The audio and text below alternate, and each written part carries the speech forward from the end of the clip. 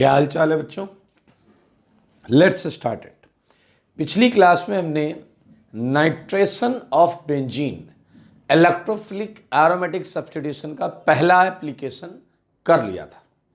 अब हम स्टार्ट करेंगे, उसके और भी एप्लीकेशंस थे, हमने लिखे थे सारे। तो सेकेंड एप्लीकेशन हम डिटेल में स्टार्ट करते हैं, ठीक है। So let's start it. जो सेकेंड एप्लीकेशन है मेरे भाई, वो हम लेते हैं sulphonation of benzene. Sulphonation of benzene, benzene का हम क्या कराएंगे, सल्फोनेशन कराएंगे। चलिए जरा ध्यान से देखें कैसे होगा बेंजीन का सल्फोनेशन, सारे लोग देखें। और क्या बनेगा ये भी इंपॉर्टेंट बात है।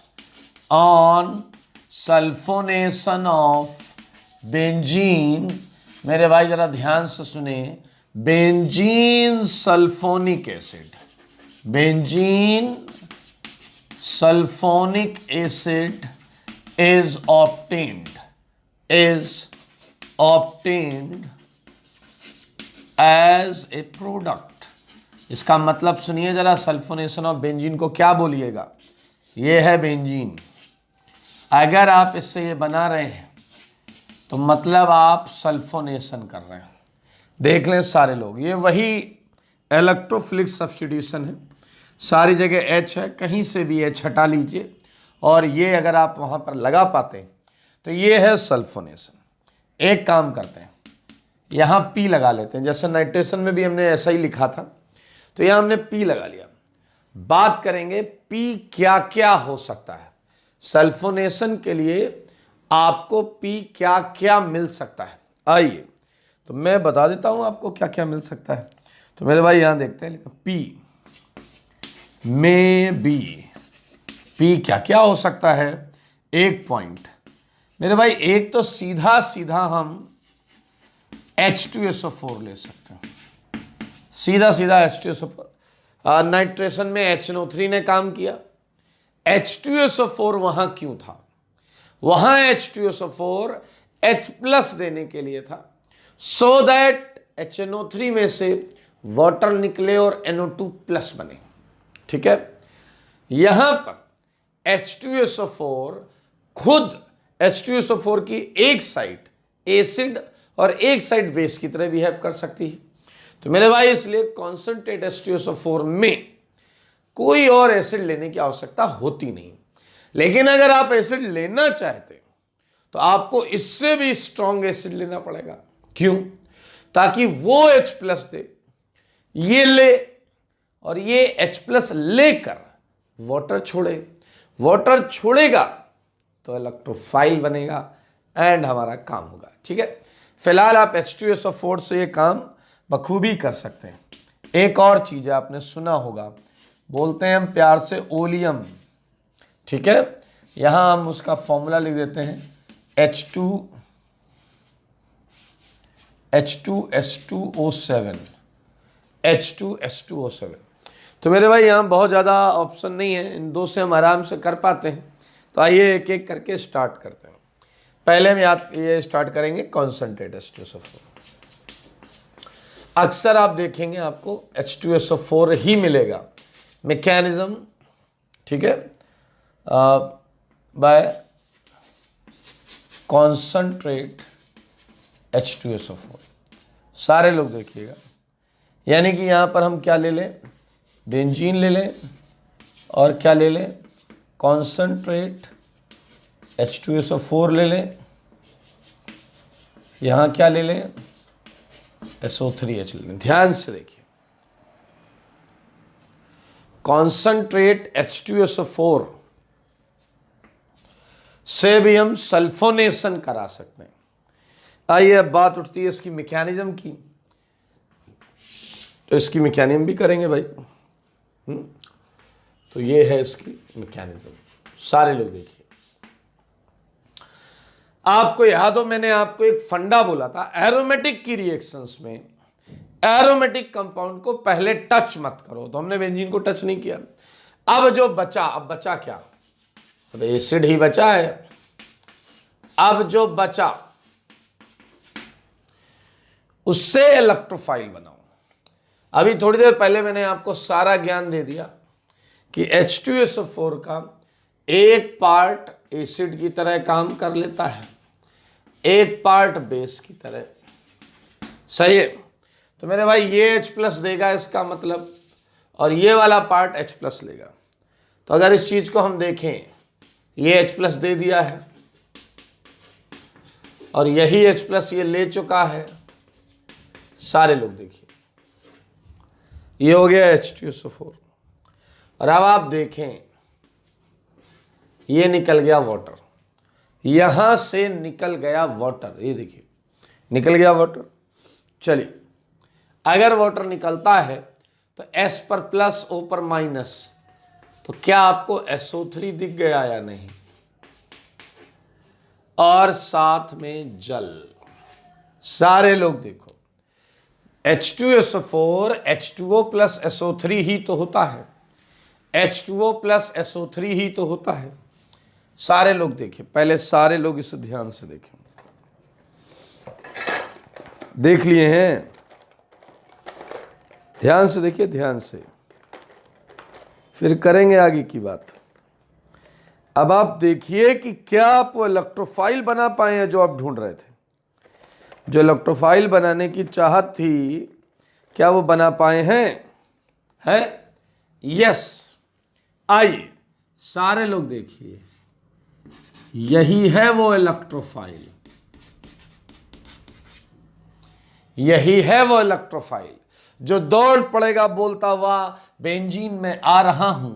आइए, और आपको याद हो जब हमने जनरल फॉर्मेट में इलेक्ट्रोफिलिक एरोमेटिक सब्स्टिट्यूशन पढ़ा था, तब हमने ये भी पढ़ा था कि कौन कौन सी रिएक्शन रिवर्सिबल होती हैं। और उसमें अगर आपको याद हो तो सल्फोनेशन रिवर्सिबल रिएक्शन थी। उसमें सल्फोनेशन क्या था? Reversible reaction. तब आपको ये इलेक्ट्रोफाइल कहां से है? अरे प्रभु, इलेक्ट्रोफाइल में क्या तुम्हें प्लस चाहिए क्या? डबल बॉन्ड O होता है तो भी तो इलेक्ट्रोफाइल होता है। देखो मगर बोर्ड पर, और अगर आप बोर्ड पर देख पा रहे हैं तो आप देख पा रहे होंगे SO3 का सल्फर जो है वो इलेक्ट्रोफिलिक है। और इस केस में ये प्लस, ये डबल, ये डबल। और जरा ध्यान से देखें, एक तो H होगा, इस कार्बन पर एक H है, और देखिए O माइनस, डबल बॉन्डो, डबल बॉन्डो। ठीक है, ये देख लीजिए सारे लोग, इसमें किसी को कोई डाउट नहीं होना चाहिए। इस कार्बन पर ऑलरेडी एक H था, यहां जो माइनस आया होगा सल्फर के प्लस से बॉन्ड बना लेगा, डबल बॉन्डो सिंगल हो जाएगी, O पर माइनस आ जाएगा। मेरे भाई अगर आप जरा ध्यान से देखो, ये रिंग क्या चाहेगी? एरोमेटिसिटी वापस। ये पहला स्टेप है। दूसरे स्टेप में हम एरोमेटिसिटी रिस्टोर करवाएंगे, जैसा हर जगह होता पीछे हमने किए हैं। तो मेरे भाई ये एरोमेटिसिटी रिस्टोर करेगा। उसके लिए ये किसे भगाएगा? उसके लिए ये H को भगाएगा, और यहां एरोमेटिसिटी आ जाएगी H+ को। ये आपको क्लियर है? एक इलेक्ट्रोफाइल ला रहे हैं तो एक इलेक्ट्रोफिलिक पार्ट हटाना पड़ेगा, क्योंकि हम पढ़ रहे हैं सब्स्टिट्यूशन रिएक्शन।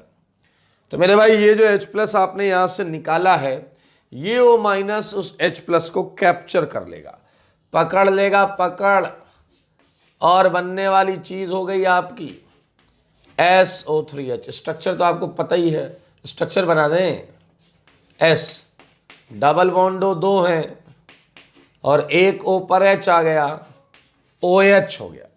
ये है आपका बेंजीन सल्फोनिक एसिड। याद रखना, ये स्टेप थ्रू आउट रिवर्सिबल था। वो अलग बात है कि हम RDS किसे मान रहे थे? अटैक ऑफ इलेक्ट्रोफाइल को, लॉस इन एरोमेटिसिटी को। आपको याद होना चाहिए, ये पूरा का पूरा पार्ट हम पढ़ चुके हैं। फिर भी मैं यहां इसके इंपॉर्टेंट पॉइंट्स पर वापस चर्चा करना चाहेंगे। वापस इंपॉर्टेंट पॉइंट है, इसलिए बताइए अटैकिंग इलेक्ट्रोफाइल क्या है? Attacking electrophile is SO3। मजेदार पॉइंट, मजेदार पॉइंट है। Attacking electrophile is SO3। याद करिए, हमने नाइट्रेशन में भी एक पॉइंट लिखा था कि क्या बेंजीन जब तक बेंजीन है, क्या इस पे एक SO3H के बाद दूसरा SO3H लग सकता है क्या? और जवाब था नहीं, NO2 में भी नहीं, यहां पर भी नहीं। ऐसा क्यों? क्योंकि NO2 भी इलेक्ट्रॉन विड्रॉइंग ग्रुप है और SO3H भी इलेक्ट्रॉन विड्रॉइंग ग्रुप है, और इसके भी इलेक्ट्रॉन विड्रॉ करने से इसमें इलेक्ट्रॉन डेंसिटी कम रहेगी, जिसकी वजह से जब तक ये है तब तक दूसरी बार सल्फोनेशन नहीं कर पाएंगे। ठीक है, तो इस बात को हम यहां थोड़ा सा लिख देते हैं, नो चांस ऑफ पॉलीसल्फोनेशन। सही है ना? अंटिल, या पहले तो सिंस, बिकॉज आपको पता है, because product is less electron dense. Same फंडा है भाई साहब, सेम एक्सप्लेनेशन भी है, लेस इलेक्ट्रॉन डेंस, कम इलेक्ट्रॉन डेंसिटी है देन रिएक्टेंट। तो मेरे भाई ये समझ लेना, इस रिएक्शन की बात हो रही है, इन दिस रिएक्शन। अगर मैं आपको क्वेश्चन यहीं से देता, अगर आपका प्रोडक्ट ये जो है इस पर दोबारा सल्फोनेशन कराएं, इस पर, यहां पर ऐसा वापस, तो SO3H में एक और लगेगा। समझ रहे हैं आप? जब बेंजीन खत्म हो जाएगा उसके बाद भी आप कराइएगा इस पर, तो हो जाएगा सल्फोनेशन। ये पॉइंट देख लें। मेरे भाई, वो छोटे छोटे पॉइंट्स हमने पहले पढ़े थे, उनका जिक्र करना आवश्यक है यहाँ पर। जैसा कि आपको याद हो, ये रिएक्शन रिवर्सिबल रिएक्शन है, ये रिएक्शन रिवर्सिबल रिएक्शन है। फोर्थ पॉइंट, क्या आपको याद है? काइनेटिक आइसोटोपिक इफेक्ट लगेगा, आइसोटोपिक इफेक्ट ऑब्जर्व लिखना पड़ेगा, है यहाँ पर, ये हमने किया हुआ है, सब ग्राफ व्राफ बनाया था बढ़िया सा। और अगर आपको याद हो तो रेट की बात करें तो रेट C6H6 में लीजिए, या C6D6 में लीजिए, या C6T6 में लीजिए, रेट जो आ रहा था वो बेंजीन में ज़्यादा आ रहा था, बेंजीन के केस में ज़्यादा आ रहा था। अब एक मजेदार पॉइंट है जो आपको समझना चाहिए, ये रिएक्शन है रिवर्सिबल। तो जैसे आपने SO3 डाला, H+ हटाया और यहां आ गए, वैसे ही कुछ रिएक्शंस में आप पाएंगे कि कुछ इलेक्ट्रोफाइल इस पर अटैक करेंगे, इस कार्बन पर अटैक करेंगे और SO3 को वापस फेंक देंगे। ऐसे आप देखेंगे कि भाई सल्फोनेशन हो सकता है, तो उसका उल्टा भी हो सकता है, क्योंकि रिएक्शन रिवर्सिबल है। सल्फोनेशन मुमकिन है तो डीसल्फोनेशन भी मुमकिन है, वापस भी आ सकता है। तो आप देखिएगा, बहुत खूबसूरत और बहुत इंपॉर्टेंट रिएक्शंस होंगी ये। तो एक पॉइंट मैं यहां जरूर लिखूंगा, 6th पॉइंट, वो है डीसल्फोनेशन। डीसल्फोनेशन can also be carried out, can also be carried out। सारे लोग ध्यान से देखिए, ये मेरे भाई आप समझ लीजिए, सल्फोनेशन बहुत आसान है, बहुत इजी है मेरे भाई। ओलियम जो है ना, ओलियम ये बेस्ट माना जाता है सल्फोनेशन के लिए, अच्छा है, क्योंकि अगर आप ओलियम को ध्यान से देखें तो ये है क्या, ये है H2SO4 प्लस SO3। तो क्या आप देख रहे हैं, ओलियम में रेडीमेड SO3 है, ओलियम में क्या आप देख पा रहे हैं, रेडीमेड SO3 है। ओलियम H2H2O7 है, H2SO4 प्लस SO3। अब भैया यहां SO3 तुम बना रहे हो, ओलियम में रेडीमेड SO3 है, ये आप डायरेक्ट यूज कर सकते हैं। तो ओलियम इज बेस्ट। तो मैं बी वाला नहीं बता रहा हूं, बी वाला बहुत आसान है। क्या होगा, यहां से रिएक्शन चालू होगी, बेंजीन प्लस SO3 से चालू होगी, ओलियम से। अगर यहां H2H2O7 लिखा होता तो आप समझ रहे हैं उस केस में सीधा सीधा SO3 से रिएक्शन स्टार्ट हो जाती। ओके, तो ये आप ध्यान से देख लें, ये मैं हटाऊंगा ताकि हम आगे कुछ इसमें इंपॉर्टेंट बात जो है डीसल्फोनेशन सल्फोनेशन से रिलेटेड वो हम करें। आइए, अगर हम उसके अगले पॉइंट से चलें तो हम वाली बात लिख लेते हैं, ओलियम वाली बात मेंशन कर लेते हैं। ठीक है, सारे लोग देखें, oleum is source of SO3।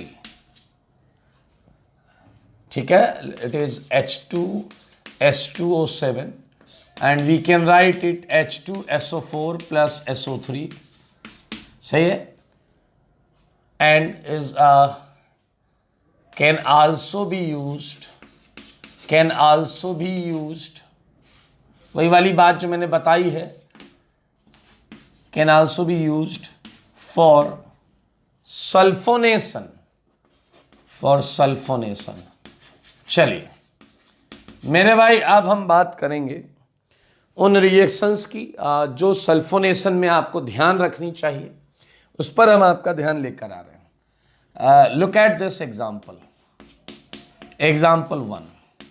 ठीक है, अगर हमारे पास मान लीजिए कोई सल्फोनिक एसिड कंपाउंड है, सारे लोग देखिए, लाइक वी हैव बेंजीन पर SO3H, ये है हमारे पास बेंजीन सल्फोनिक एसिड। देखिए एक और लेते हैं,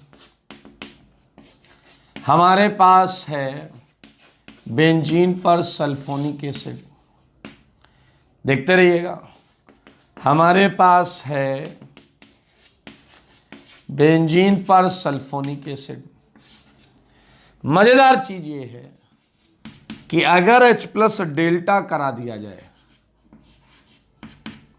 तो सोचिए पहले क्या हुआ था। पहले SO3 अटैक करके H+ को निकाला था और अब हीट किया जा रहा है। तो मेरे भाई आप समझ गए होंगे, समझदार के लिए क्या काफी इशारा। यह है डीसल्फोनेशन का केस। अगर मैं आपको बोलूं कि आप D+ डेल्टा कर दीजिए, D+ डेल्टा, तो आपको यहां D भी मिलेगा। यहां H आ गया था, वैसे यहां D आ गया। अगर आपको D+ डेल्टा बोला गया है और यह बोला गया है फॉर ए लॉन्ग टाइम, काफी लंबे समय तक आपने अगर इसका कॉन्टेक्ट रखा, रिएक्शन टाइम, तो समझदार के लिए मेरे भाई क्या है इशारा। ये देखिए हर जगह D लग जाएगा। देखो एक तो डीसल्फोनेशन हुआ है, ऐसा D+ अटैक किया है और SO3 को लात पड़ी है। उसके बाद D+ तो हर जगह अटैक कर सकता है और वहां से H को हटा सकता है। लॉन्ग टाइम लिखा है, यानी कि ये सारा काम करने के लिए, सारे H को हटाने के लिए सफिशिएंट टाइम है। और आपको पता है CD बॉन्ड क्या होती है, स्ट्रॉन्ग, इसलिए ये बिल्कुल मुमकिन है। मेरे भाई ये 3 रिएक्शन इंपॉर्टेंट रिएक्शन है, ये आपके दिमाग में होनी चाहिए। अब मैं आपको एक और रिएक्शन लिखाऊंगा, लेकिन वो रिएक्शन सल्फोनिक एसिड की तो होगी, बट वो EAS नहीं होगी, वो इलेक्ट्रोफिलिक एरोमेटिक सब्स्टिट्यूशन नहीं होगी। मैं यहां देखो बता रहा हूं, एग्जाम्पल नंबर 4, लाइक सारे लोग देखिएगा, ये है SO3H और इस पे अगर हम NaOH डाल दें, NaOH हीट, तो मेरे भाई आपको मिलेगा फिनॉल, और मैं यहां साफ साफ जिक्र कर रहा हूं, इट्स, सारे लोग देखें, इट्स SNAR, ये न्यूक्लियोफिलिक सब्स्टिट्यूशन। OH- जो है वो पूरा SO3- को एक तरीके से समझिए, SO3H- सेगमेंट को हटा रहा है, नॉट EAS। ये SNAR है, EAS नहीं है, ये याद रखिएगा। ये इलेक्ट्रोफिलिक एरोमेटिक सब्स्टिट्यूशन नहीं है। अरे आप कोई इलेक्ट्रोफाइल तो लाए नहीं है, यहां लाए हैं न्यूक्लियोफाइल।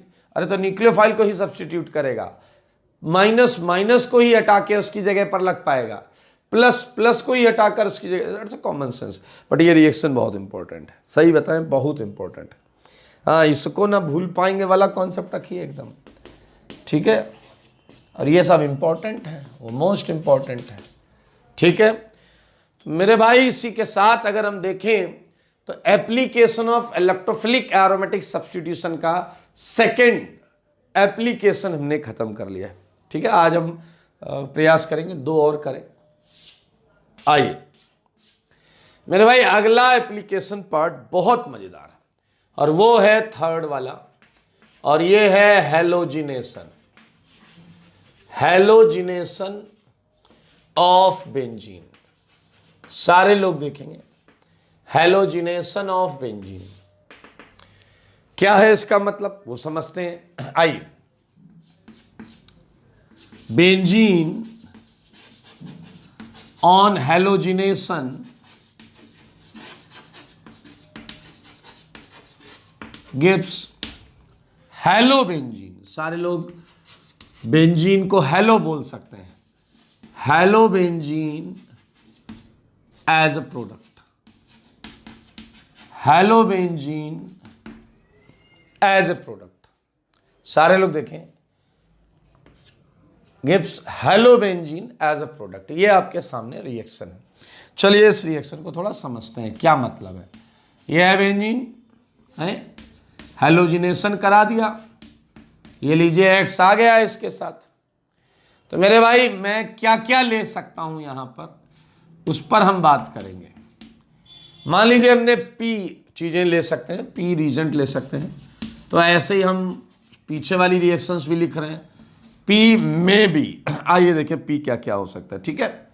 तो सारे लोग देखिए मेरे भाई, एक बहुत सिंपल सा फंडा बता रहा हूं आपको। यहां पर आपने कोई हैलोजन ले लिया, मान लीजिए X2, क्या ले लिया X2। एक देखिए ये इलेक्ट्रोफाइल है, याद रखना X2 ऑटोमेटिक इलेक्ट्रोफाइल होता है। X2 ले लिया और साथ में ले लिया लुईस एसिड। ये कॉम्बिनेशन आप समझ लो, X2 ले लिया साथ में ले लिया लुईस एसिड। अब आप कहोगे मतलब, देखो ना भाई मतलब ही बता रहा हूं। लाइक आपने ले लिया Cl2Fe, क्या ले लिया Cl2Fe। चलो भैया एक काम करते हैं, FeCl3 ले लिया, चलेगा कोई इशू नहीं। आपने Br2 के साथ AlBr3 ले लिया, ये लुईस एसिड है, देख लो ये राइट में लुईस एसिडिक चीजें हैं। Br2Fe भी हो सकता है, टेंशन मत लीजिएगा, Br2Fe भी हो सकता है। ये कॉमनली हम इस तरीके से यूज करते हैं। ए पार्ट देखें, X2 लुईस एसिड ले लीजिए। क्या आपको पता है inter halogen compounds, inter halogen compounds में भी 2 हैलोजन होते हैं, लेकिन वो अलग अलग होते हैं। यहां दोनों सेम थे इसलिए X2 लिख दिया, ये XX डैश। मेरे भाई आप देखेंगे यहां भी लुईस एसिड दिखाई दे जाएगा तुम लोगों को। तो एग्जाम्पल पर आते हैं, लाइक ICl देख पा रहे हैं आप, BrCl, IBr, इस टाइप की चीजें हम XX डैश लुईस एसिड में ले सकते हैं। मेरे भाई कुछ और कंपाउंड्स लाइक आप देखें सी पार्ट देखें। इन कंपाउंड्स को थोड़ा दिल से महसूस करना। लाइक मैंने आपको एक कंपाउंड दिया है, ये देखिए ये है आपका, ये डबल बॉन्डो, ठीक है, ये डबल डबल, और यहां पर है 2 Br, यहां है 2 Br। तो क्या आप इस कंपाउंड को ध्यान से देख के कुछ महसूस कर पा रहे हैं? मेरे भाई अगर एक Br प्लस निकले यहां से, अगर ये एक Br प्लस छोड़ता है तो जो एनायन बनेगा माइनस, वो एरोमेटाइज होगा, वो एरोमेटिक होगा। अब देखिए ना, Br प्लस हटाइए, यहां माइनस आएगा, माइनस रेजोनेंस करता हुआ यहां से यहां आ जाएगा, एरोमेटिक हो जाएगा। तो ये बहुत इंपॉर्टेंट है। ये भी ब्रोमिनेटिंग एजेंट की तरह यूज किया जा सकता है। ये भी कैसे यूज किया जा सकता है? ब्रोमिनेटिंग एजेंट। मेरे भाई एक बहुत और कॉमन चीज है, मैं यहां पर लिख दे रहा हूं, X3 माइनस फिलहाल यहां रहने दो, माइनस लेना नहीं अपने को, अलग चीज है वो, इनऑर्गेनिक रीजेंट है, बाद में बात करेंगे। ये समझ लें आप पहले, क्योंकि जब ये टूटेगा, मैं लिख देता हूं यहां पे, it's a source of electrophile. जब भी ये टूटेगा तो ये आपको ये देगा, and this can be used as a source of electrophile. This can be used as a source of electrophile. तो मेरे भाई ये देख सकते हैं आप, इस टाइप की चीजें यहां पर हम ले पाएंगे। ठीक है, ओके। सो एक और याद आ रहा है, वो भी लिख लेता हूं मेरे भाई। आप हैलोजेंस के साथ सॉल्वेंट बदल सकते हैं। Solvent, look at this solvent, it's a polar protic solvent, water. ये क्या करता है, ये रिएक्शन में अपना रोल दिखाता है असली वाला। तो क्या रोल दिखाएगा, कैसे करेंगे हैलोजिनेशन, ये हम अभी करेंगे। वैसे ही इसमें देखिए हम सबकी मैकेनिज्म नहीं करने वाले, मैं आपको X2 लुईस एसिड का तरीका बता दूंगा, क्योंकि आपको पता है उसके बाद XX' लुईस एसिड वैसे ही होना है। यहां आप देख सकते हैं सीधा Br+ मिल ही रहा है। तो मेरे भाई ये बहुत ही इजी सेगमेंट है, तो मैं इसे हटाकर इसकी आगे की जो मैकेनिज्म है हैलोजिनेशन की वो बताता हूं। आइए एक हैलोजिनेशन की मैकेनिज्म कर लेते हैं, कैसे होता है हैलोजिनेशन उस पर बात करेंगे। ठीक है, so let's start it with a reaction. ये बेंजीन है, ये X2 है, साथ में Fe है। मेरे भाई आप देखिए, आपको मिल गया हेलोबेंजीन। ये इसकी मैकेनिज्म का कॉन्सेप्ट वही है जो मैं पहले बता के आया हूं। इसकी क्या, एरोमेटिक की हर रिएक्शन का कॉन्सेप्ट सेम होता है। क्या था concept, don't touch aromatic compound. Aromatic compound को हमें टच नहीं करना है। टीचर कह रहा है अगर हम एरोमेटिक कंपाउंड को टच नहीं करें तो क्या करें। मैंने आपको बताया इसके अलावा बाकी जो चीजें हैं, इसके अलावा बाकी जो चीजें हैं वो आपस में रिएक्ट करके एक इलेक्ट्रोफाइल बनाएंगे। वो आपस में रिएक्ट करके एक इलेक्ट्रोफाइल बनाएंगे। आइए मेरे भाई जरा ध्यान से देखें, X2 + Fe, सारे लोग देखें, या X2 Fe, ये जो चीज है इसे किस तरीके से आपको यूज करना है। X2 + Fe जो है वो रिएक्शन कंडीशन में, सारे लोग देखिए, आपको देगा ट्वाइस FeX3। क्या देगा आपको, ट्वाइस FeX3। मेरे भाई दरअसल ये लुईस एसिड तैयार हुआ, ध्यान से देखें, ये लुईस एसिड क्या करता है, सारे लोग देखिएगा एकदम बिंदास तरीके से। ये लुईस एसिड होता है जो इलेक्ट्रॉन पेयर लेता है। मेरे भाई ये एक X से कहेगा मुझे इलेक्ट्रॉन दो, ये कहेगा मुझे इलेक्ट्रॉन दो, और X Fe को इलेक्ट्रॉन दे देगा। अगर ऐसा हुआ तो क्या आप ये समझ रहे हैं, जो X इलेक्ट्रॉन देगा उस पर प्लस आ जाएगा, और ये जिसे इलेक्ट्रॉन देगा उस पर माइनस आ जाएगा। सारे देखिए, जिसे मिला है उसे फायदा हुआ भाई। और क्या अब आप बताइए, ये X अपना प्लस हटाने के लिए, ये X अपना प्लस हटाने के लिए बॉन्ड को यहां से क्या कर लेंगे, डिसोसिएट। और बताइए अगर बॉन्ड ऐसे होती है डिसोसिएट तो आपको क्या मिलेगा, बोलो वो बताओ क्या मिलेगा आपको। इस X पर मिलेगा प्लस, और ये X हो गया न्यूट्रल और आ गया Fe के साथ। तो क्या आपको FeX4 माइनस दिख रहा है या नहीं, क्या आपको FeX4 माइनस दिख रहा है, माइनस तो यहीं रहेगा। इसने इलेक्ट्रॉन खींचे, इसका प्लस हट गया, प्लस इधर आ गया, और ये FeX4 माइनस आ गया। क्या आप समझ गए हैं, ये X+ है वो अटैकिंग इलेक्ट्रोफाइल, ये X+ है वो अटैकिंग इलेक्ट्रोफाइल, जो दौड़ता हुआ जाएगा क्या बोलता हुआ जाएगा, बेंजीन में आ रहा हूं। क्या आप समझ रहे हैं, X क्या है, X हैलोजन है भाई, X हैलोजन है। तो आप देख सकते हैं बाकी सारे स्टेप्स बिल्कुल वैसे हैं जैसे हमने शुरुआत में किया हुआ है। यहां X आ जाएगा, यहां H आ जाएगा, यहां प्लस आ जाएगा, ये बन गया आपका एरीनियम आयन। एरीनियम आयन मेरे भाई, एरीनियम आयन अभी हम हैलोजिनेशन में और सल्फोनेशन में जो एरीनियम आयन बना रहे हैं उसमें हम रेजोनेंस करता हुआ दिखा नहीं रहे, बट रेजोनेंस वहां हो रहा है। तो बिल्कुल टेंशन ना लें, ध्यान से देख लें इस एरिनियम आयन को, ध्यान से देखें। चले आइए, ये एरिनियम आयन जो बना है ये क्या करेगा, ये एरोमेटिसिटी रिगेन करेगा, और एरोमेटिसिटी रिगेन करने के लिए ये H को भगा देगा। मेरे भाई आप देखिए, तो मिल गया आपको कौन, हेलोबेंजीन। ये आ गया आपका हेलोबेंजीन। देख ले सारे लोग, तो बहुत आसान है, फंडा वही चल रहा है। इसे तब तक टच नहीं किया जब तक इससे एक इलेक्ट्रोफाइल नहीं बन गया।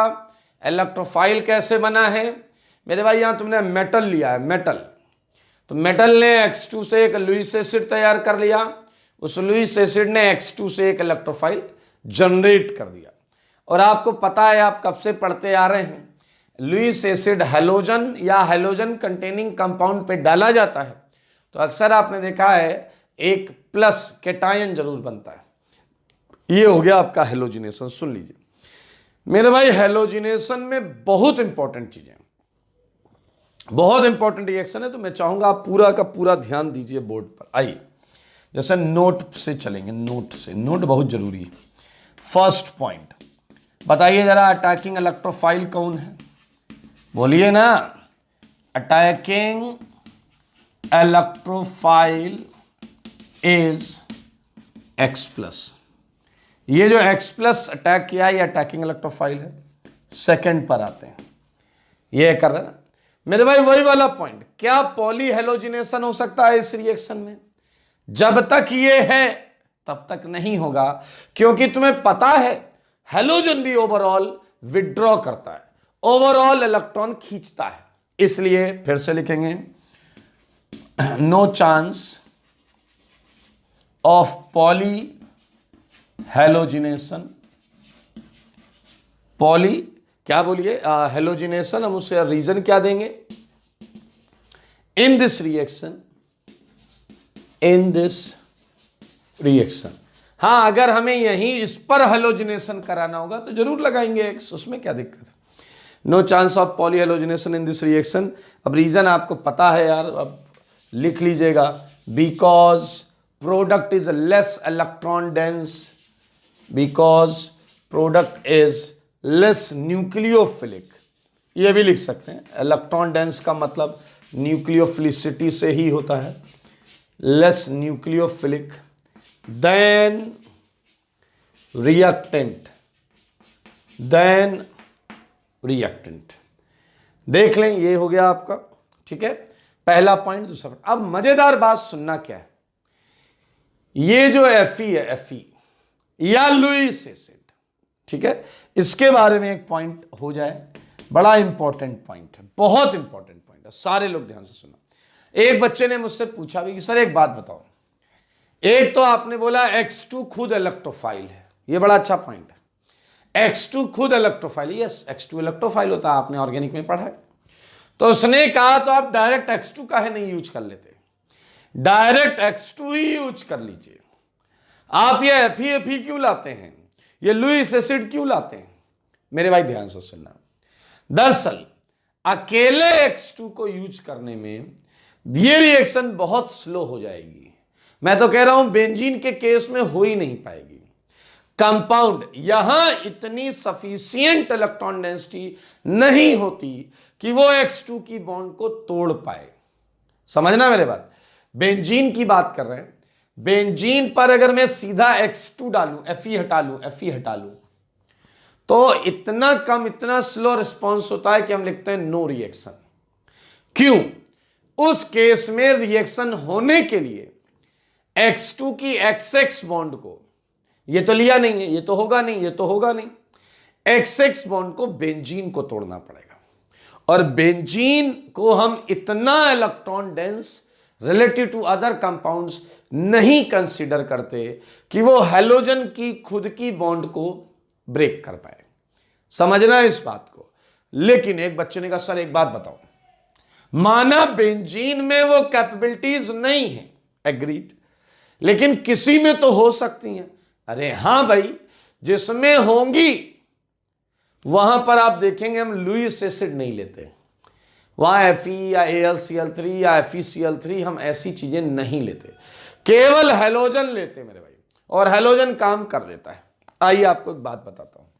एक ने कहा ऐसा कोई कंपाउंड तो हो जाए जिसमें वो कैपेबिलिटी हो, मेरे भाई फिनॉल।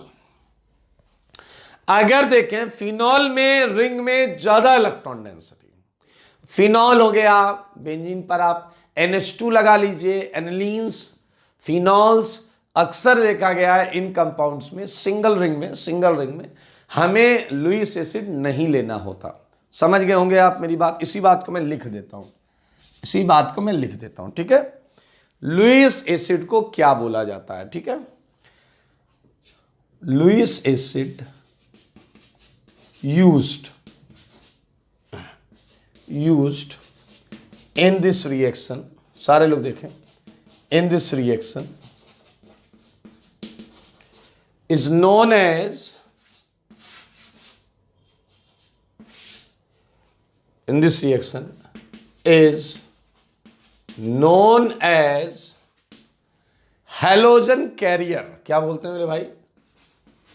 Halogen carrier. ये हैलोजन कैरी कर रहा है, इलेक्ट्रोफाइल जनरेट कर रहा है। एंड ध्यान से सुने, नेक्स्ट पॉइंट में आते हैं, फोर्थ पॉइंट। हैलोजन कैरियर, सारे लोग देखें, halogen carrier is not required, आवश्यक नहीं है, ये is not required in case of activated rings, जिसमें बेंजीन रिंग में इलेक्ट्रॉन डेंसिटी ज्यादा हो। इन केस ऑफ, क्या है मेरे भाई, बोलो जरा, एक्टिवेटेड बेंजीन रिंग्स, ठीक है, एक्टिवेटेड बेंजीन रिंग्स। देख लीजिए कितना मजेदार सेगमेंट है, कितना मजेदार सेगमेंट है। पहला हो गया अटैकिंग इलेक्ट्रोफाइल, नो चांस। मेरे भाई यहां मैं अलग अलग रिएक्शन की बात नहीं कर रहा हूं, फिर भी आप एक चीज जल्दी से बता दीजिए। अगर मैं आपसे रेट ऑफ हैलोजिनेशन पूछूं, रेट ऑफ हैलोजिनेशन, तो मेरे भाई ये आपको पता है पहले से ही, याद आया। रेडिकल में भी हमने यही पढ़ा था, रेडिकल सब्स्टिट्यूशन में भी यही आया था, रेडिकल सब्स्टिट्यूशन में भी यही आया था। आयोडिनेशन स्लोवेस्ट होगा, और तो और वो क्या था हमने पढ़ा था, रिवर्सिबल भी था। कहां पढ़ा था रिवर्सिबल था? अरे एरोमेटिक का पहला चैप्टर जिसमें हमने जनरल तरीके से पढ़ा था ना, E+ अटैक कर रहा है, उसमें पढ़ा था। ये देखिए पहला लेक्चर नहीं था, इलेक्ट्रोफिलिक एरोमेटिक सब्स्टिट्यूशन वाला जो लेक्चर था। ये आयोडिनेशन रिवर्सिबल होता है, सबसे लास्ट में स्लोवेस्ट होता है। मेरे भाई फ्लोरिनेशन एक्सप्लोजिव होता है। और अभी तक आपने न्यूक्लियोफिलिक एरोमेटिक सब्स्टिट्यूशन में बाल्ट सीमेंस रिएक्शन पढ़ी थी, बाल्ट सीमेंस, जिसमें फ्लोरोबेंजीन बन रहा था। आप पूरी ऑर्गेनिक में फ्लोरीन इन्वॉल्व रिएक्शंस ज्यादा नहीं पढ़े, बहुत कम पढ़े, ठीक है, क्योंकि ये जो थर्मिक और एक्सप्लोजिव रिएक्शंस होती हैं। रेट ऑफ हैलोजिनेशन हो गया मेरे भाई। मैं यहां पर कुछ मेंशन करना चाहता हूं, ये क्या था, ये रिवर्सिबल रिएक्शन था, ये वाला पार्ट रिवर्सिबल रिएक्शन था। और आपको याद है रिवर्सिबल रिएक्शन के केस में आइसोटोपिक इफेक्ट भी हो जाता है, आइसोटोपिक इफेक्ट भी हो जाता है, और इनके केस में आइसोटोपिक इफेक्ट नहीं होता। ये समझने वाली बात है। चलिए मेरे भाई, छोटे छोटे पॉइंट्स तो हमने सारे लिख लिए।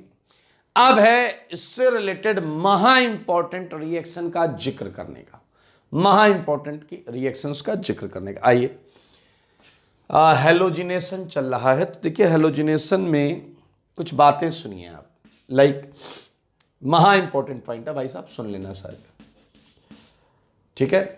अगर सनलाइट दी गई है, सुनना जरा, अगर सनलाइट दी गई है, सनलाइट, तो मेरे भाई आपको रेडिकल सब्स्टिट्यूशन पर जाना पड़ेगा। कैसे? मैं यहां पर रिएक्शन लिखता हूं, सारे लोग देखिए।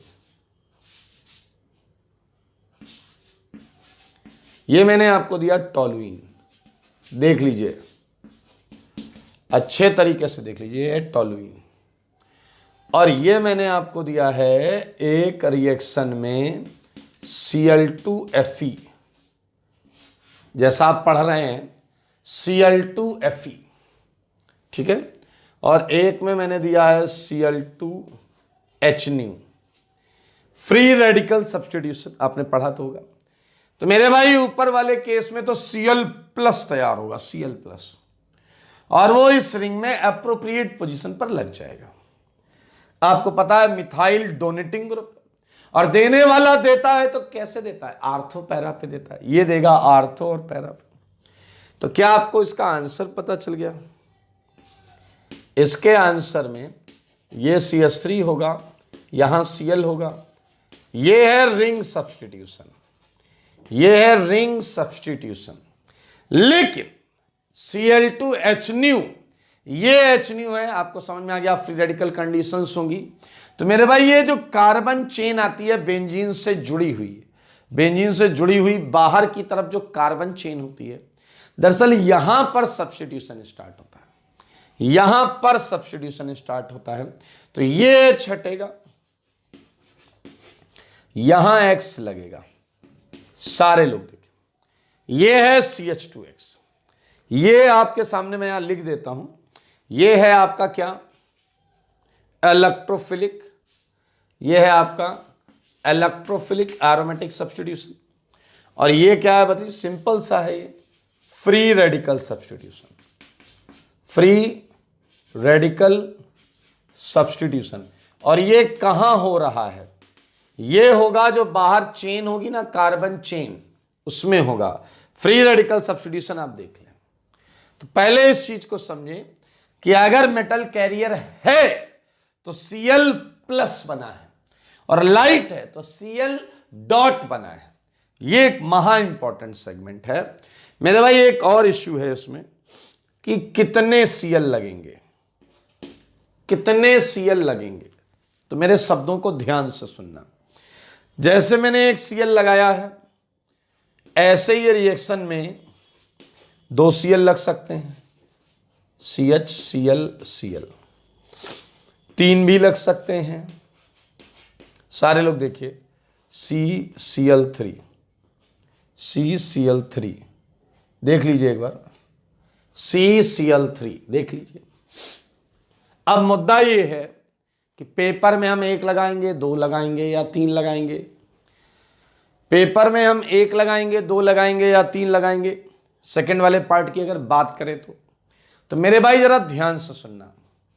अगर ऑप्शंस में ABCD ऑप्शंस में केवल ये है, केवल ये है, तो ऑब्वियसली यही लगाएंगे। अगर चारों ऑप्शंस में से इन 3 में से बीच वाला है तो ऑब्वियस है वही लगाएंगे। अगर चारों ऑप्शन में आखिरी वाला है तो ऑब्वियस है वही लगाएंगे। लेकिन अगर ऑप्शन में ये तीनों हैं, अगर ऑप्शन में ये तीनों हैं और आपको एक मेजर प्रोडक्ट के लिए मार्क करना है, अगर एक सिंगल के लिए मार्क करना है, तो मेरे भाई आपको ये सेकंड वाला मार्क करना पड़ेगा। सेकंड वाला मैं यहां पर लिख देता हूं इसे, यूजुअली मेजर। और आपको आश्चर्य होगा, मैंने जितने केसेस लिए हैं वो IIT में आ चुके हैं। एक बार ये आंसर आ चुका है क्योंकि 4 में इन 3 में से केवल यही था। एक बार ये आ चुका है कि 4 में इन 3 में से केवल लास्ट वाला था।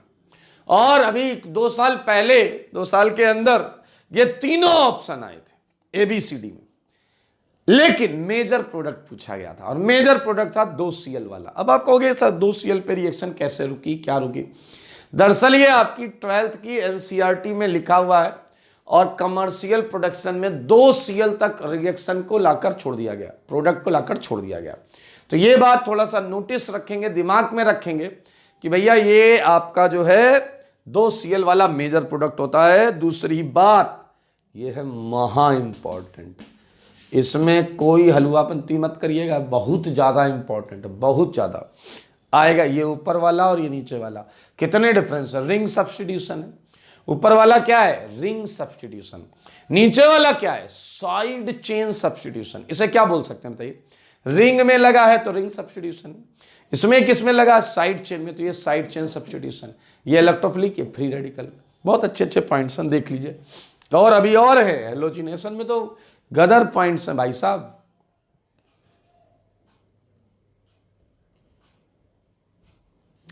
आइए नोट के अगले पॉइंट्स में चलते हैं और हेलोजिनेशन से रिलेटेड ये वाला पॉइंट आईआईटी जेईई पक्का पूछता है। देखें क्या है, सारे लोग देखिए, ठीक है। हाईली एक्टिवेटेड रिंग्स में हम बात करेंगे लाइक हेलोजिनेशन ऑफ फिनॉल। सारे लोग देखिए मेरे भाई, ये रिएक्शन में दे रहा हूं आपको एग्जाम्पल 1, बहुत इंपॉर्टेंट रिएक्शन है। एग्जाम्पल 1 क्या देखिएगा, ये है फिनॉल, ठीक है, और ये आपने इस पर किया है ब्रोमीन, ठीक है मेरे भाई। और आपने जो सॉल्वेंट लिया है वो लिया है Br2 के साथ CS2। मैं थोड़ा इसे और अच्छे तरीके से लिखता हूं, ये ऐसा आ सकता है आपसे, Br2 CS2। ब्रोमीन है नॉन पोलर सॉल्वेंट में, नॉन पोलर सॉल्वेंट, आप देख सकते हैं CS2 नॉन पोलर होता है, ठीक है। एक केस ऐसा पूछा जाता है, बहुत इंपॉर्टेंट है दोस्त, और एक केस ऐसा पूछा जाता है, देखिएगा मजा आएगा आपको। ब्रोमीन वाटर, ये आईआईटी जेईई के लिए एकदम मतलब संजीवनी है, आपके लिए भी संजीवनी है। ये कैसा है, ये पोलर प्रोटिक सॉल्वेंट है। वाटर की प्रेजेंस में ब्रोमिनेशन कराया जाए। अब आप कहोगे वो कहां गया, हेलोजन कैरियर, Fe कहां गया। अरे इतना आपको याद होगा, ये एक्टिवेटेड रिंग्स हैं और एक्टिवेटेड रिंग्स में कोई आवश्यकता नहीं होती हेलोजन कैरियर की। मेरे भाई समझिए डिफरेंस, महा इंपॉर्टेंट। नॉन पोलर सॉल्वेंट में फिनॉल का होता है मोनोब्रोमिनेशन, फिनॉल का क्या होता है, मोनोब्रोमिनेशन। या तो एक Br आर्थो पर होगा और कुछ प्रोडक्ट में एक Br पैरा पर होगा। अगर एक मेजर बताना है तो आप पैरा वाला बता दीजिए। लेकिन ब्रोमीन वाटर में मेरे भाई यही तो है खास चीज, ब्रोमीन वाटर में इधर भी होगा, इधर भी होगा, इधर भी होगा। ध्यान से देखो, पॉलीब्रोमिनेशन हो जाता है, पॉलीब्रोमिनेशन। देखो इधर भी, इधर भी, इधर भी, हर जगह Br। अब सोचना होगा तुम्हें, सॉल्वेंट ने ही कुछ किया है कांड। सोचो जरा, नॉन पोलर सॉल्वेंट के होने से और पोलर प्रोटिक सॉल्वेंट के आ जाने से क्या परिवर्तन हुए हैं। उससे पहले आप मुझे यह बता दें, ये क्या है, इसका नाम बताइए। 2,4,6 ट्राइब्रोमोफिनॉल, 2,4,6 ट्राइब्रोमोफिनॉल। ये देखिए ऐसा नंबर कर लो, 1 2 3 4 5 6, 2,4,6 ट्राइब्रोमोफिनॉल। मेरे भाई ये रिएक्शन बहुत इंपॉर्टेंट है, उसका लॉजिक है, क्योंकि ये जो चीज आई है इसका व्हाइट प्रेसिपिटेट होता है, इसका व्हाइट प्रेसिपिटेट होता है। ये फिनॉल के लिए प्रैक्टिकल ऑर्गेनिक केमिस्ट्री में यूज की जाने वाली रिएक्शन है। फिनॉल ब्रोमीन वाटर के साथ व्हाइट प्रेसिपिटेट देता है। लेकिन अब आपका मन कहेगा ऐसा क्यों था सर, सॉल्वेंट का असर तो बताइए। जरूर बताएंगे, जरूर बताएंगे। यहां मैं एक हेडिंग डाल रहा हूं छोटी सी, एक्सप्लेनेशन। मेरे भाई मैं आपको इशारा करूंगा, एक्सप्लेनेशन तो आप लिख लीजिएगा, ध्यान से सुनिएगा। मैं आपको इशारा करूंगा, एक्सप्लेनेशन आप लिख लीजिएगा। क्या है इशारा, देखिए मेरे भाई, देखिए फर्क क्या आया है, ऐसा आप समझ सकते हैं। ये फिनॉल है, यहां भी फिनॉल था, यहां नॉन पोलर सॉल्वेंट है। नॉन पोलर सॉल्वेंट में कुछ नहीं होता, कोई डिसोसिएशन नहीं होता, कोई आयंस की आप उम्मीद ना करें। मेरे भाई फिनॉल को जब आपने वाटर में लिया है, फिनॉल को जब आपने जल में लिया है, तो क्या आप बताइए, कुछ फिनॉल जो है ध्यान से देखें, फिनॉल को जब वाटर में लेंगे तो फिनॉल वाटर से ज्यादा अच्छा एसिड, फिनॉल वाटर से, ये फिनॉल वाटर से ज्यादा अच्छा एसिड है, तो ये एसिड हो गया, ये बेस हो गया। ये H+ इसका ले लेगा और आप मेरे भाई देखें, क्या आपको समझ में आ रहा है कि ये फिनॉक्साइड आयन जो है ये एक्टिवेटेड नहीं है, हाईली एक्टिवेटेड रिंग है। ये कैसी है बोलो सारे? हाईली एक्टिवेटेड रिंग है। एंड वी कैन बिलीव कि दरअसल O- होने की वजह से, फिनॉक्साइड आयन होने की वजह से ये रिंग इतनी एक्टिवेटेड थी, इतनी एक्टिवेटेड थी कि पॉलीब्रोमिनेशन होता चला गया। ये आपको लिखना है यहां पर, एक्सप्लेनेशन समझ लो, यहां एक्सप्लेनेशन लिखना पूरा 3 लाइनों में, 4 लाइनों में, कि वाटर के अंदर फिनॉल फिनॉक्साइड फॉर्म में रहता है, which is highly activated ring, that's why polybromination takes place, polybromination takes place. मेरे भाई अगला पॉइंट सुनना, मजा आएगा। अगला पॉइंट सुनना, हैलोजिनेशन ऑफ एनिलीन, ये पॉइंट सुनना मेरे भाई। अगर आपको एनिलीन की शकल सूरत पता है तो सारे लोग देखिए, एनिलीन होता है बेंजीन पर NH2, OH को तुमने एक्टिवेटेड माना, ऑक्सीजन से तो ज्यादा ही इलेक्ट्रॉन देगा नाइट्रोजन, ऑक्सीजन से तो ज्यादा इलेक्ट्रॉन देता है नाइट्रोजन। और सुनो, और सुनो, एनिलीन के केस में आप कोई भी सॉल्वेंट लो, रिंग में ज्यादा इलेक्ट्रॉन्स ही होते हैं। क्या आप मेरा इशारा समझ गए? NH2 के केस में आप अक्सर वाटर लिख दिया जाता है, बट यू वुड फाइंड कि मेरे भाई पॉलीहेलोजिनेशन तो यहां देखने को मिलेगा ही मिलेगा, पक्का। इधर भी होगा, इधर भी होगा, सारी तरफ होगा मेरे भाई, देख सकते हैं। और मजेदार बात क्या है, यह भी व्हाइट प्रेसिपिटेट होता है, यह भी क्या होता है? White precipitate. तो ये दोनों रिएक्शंस प्रैक्टिकल ऑर्गेनिक केमिस्ट्री में यूज होती हैं टू आइडेंटिफाई एरोमेटिक अल्कोहल, बोले तो फिनॉल, एंड अमीन, एरोमेटिक अमीन बोले तो एनिलीन।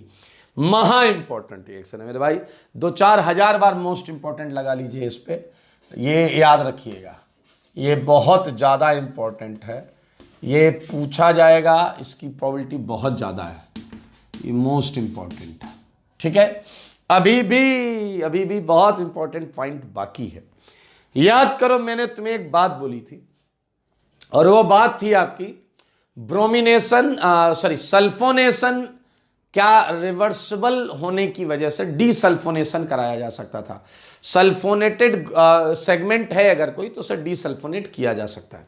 आइए और इसी सीक्वेंस में कुछ महा इंपॉर्टेंट रिएक्शन को एंजॉय करिए। देखिए जरा मेरे भाई, अगर आपकी रिंग एक्टिवेटेड है, जैसे इसी क्वेश्चन की बात करते हैं, ये NH2, ठीक है, ध्यान से सुनना, और यहां लगा है मिथाइल, यहां लगा है मिथाइल, और मैंने आपसे कहा ब्रोमीन वाटर डाला है, और मैंने आपसे पूछा प्रोडक्ट में कितने Br होंगे। तो भाई साहब बुद्धि लगाओ, चलो बुद्धि लगाओ, एक आजू होगा, एक बाजू होगा, सारे देखना, नीचे ऑलरेडी CH3 ग्रुप लगा है, तो मेरे भाई यहां प्रोडक्ट में 2 ब्रोमीन हैं, आप देख सकते हैं, एक इस आर्थो पे, एक इस आर्थो पे। लेकिन सारे सुन लो ध्यान से, लुक एट दिस क्वेश्चन मेरे भाई, यहां है NH2, सारे सुनिएगा, नीचे है SO3H, समझदार के लिए सारा सुनना, और ये है ब्रोमीन वाटर।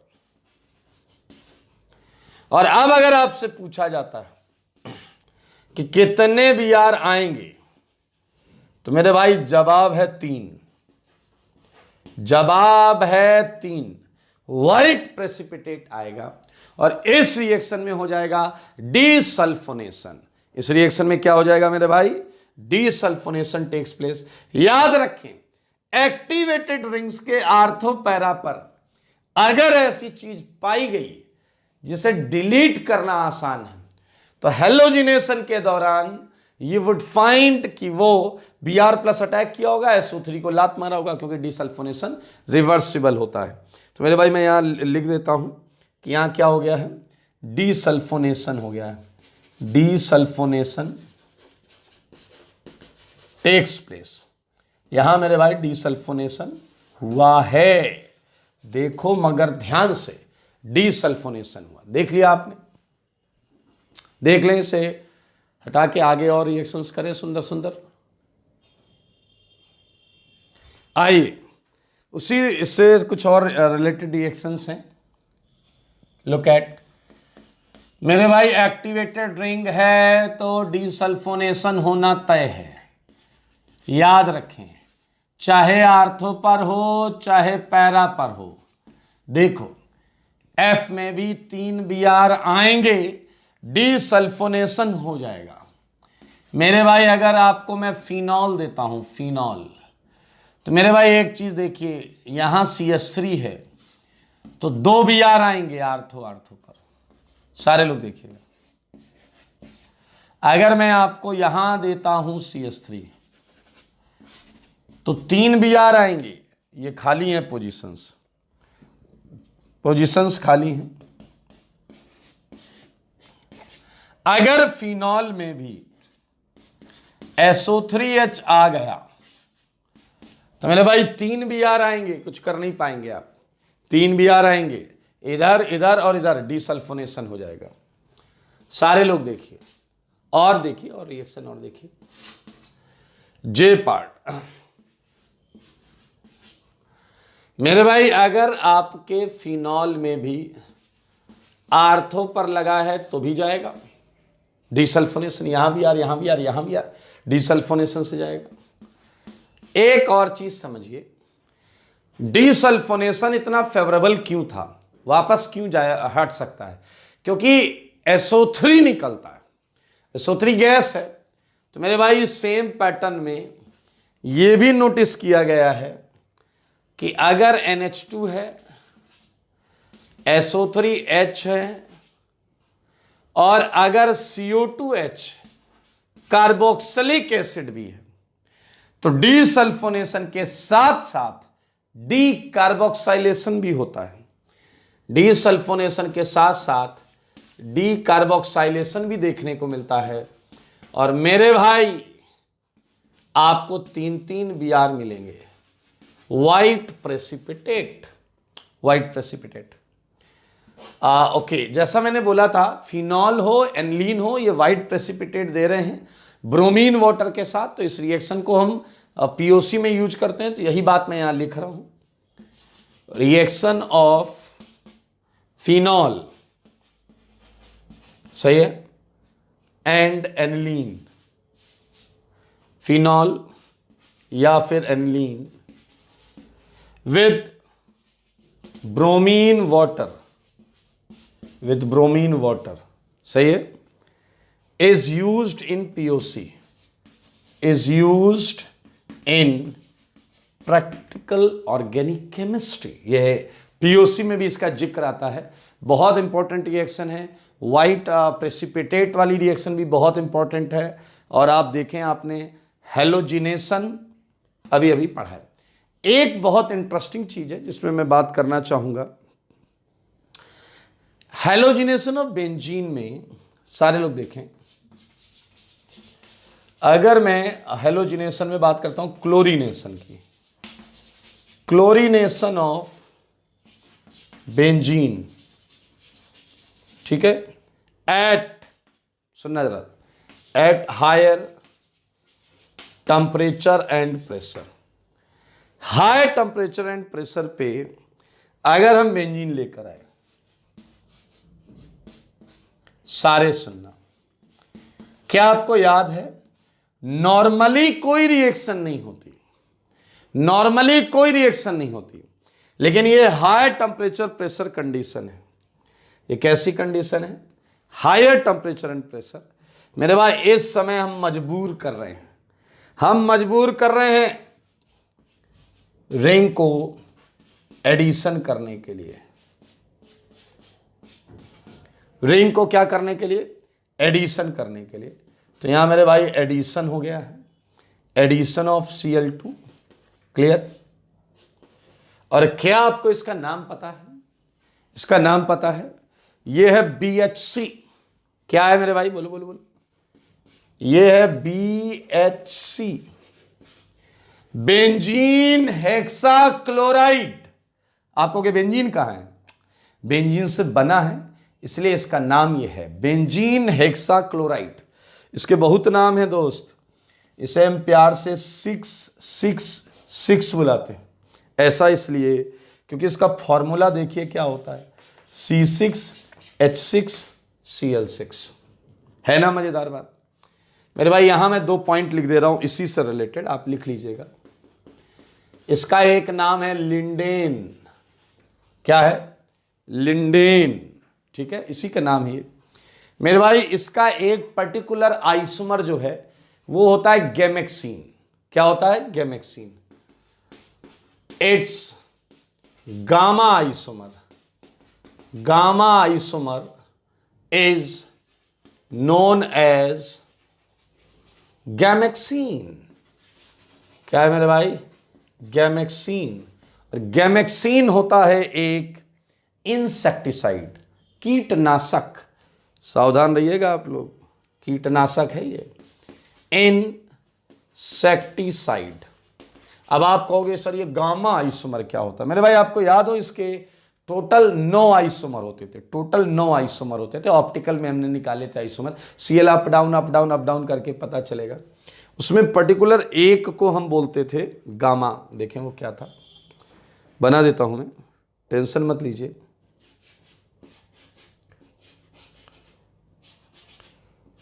एक पर्टिकुलर स्टीरियो आइसोमर जो है वो देख सकते हैं आप, ये Cl, ये Cl, ये Cl, ये Cl, ये Cl एंड ये Cl। This is your Gammexane, gamma isomer यही है, ठीक है मेरे भाई। ओके, तो आज के लिए हम इतना ही रखते हैं। हमने हेलोजिनेशन कर लिया आज और नाइट्रेशन कर लिया। अगली क्लास में फिडल क्राफ्ट चालू करेंगे। आज के लिए इतना ही।